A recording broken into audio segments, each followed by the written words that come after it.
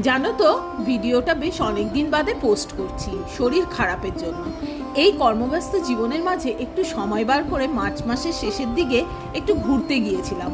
ভোরবেলার বেরিয়ে পড়লাম হাওড়া স্টেশনের উদ্দেশ্যে। পৌঁছে গেলাম সময় মতনই। বন্দে ভারতে উঠে পড়লাম। প্রথমেই মর্নিং টি সার্ভ করে দিল, তার কিছুক্ষণ পরেই ব্রেকফাস্ট দিয়ে দিল। Bread, butter, muffins, omelette etcetera.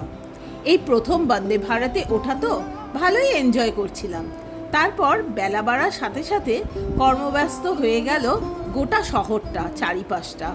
দেখতে দেখতে বেলা গড়িয়ে গেল। তারপর লাঞ্চ চলে এলো। ভাত, ডাল, সবজি, চিকেন, দই, আইসক্রিম খেয়ে ওঠার কিছুক্ষণের মধ্যেই পৌঁছে গেলাম নির্দিষ্ট স্টেশনে। কোথায় পৌঁছালাম, পাহাড়ে না সমুদ্রে, সেটা না হয় পরের ব্লগের জন্যই থাক। আজ আসি, টাটা।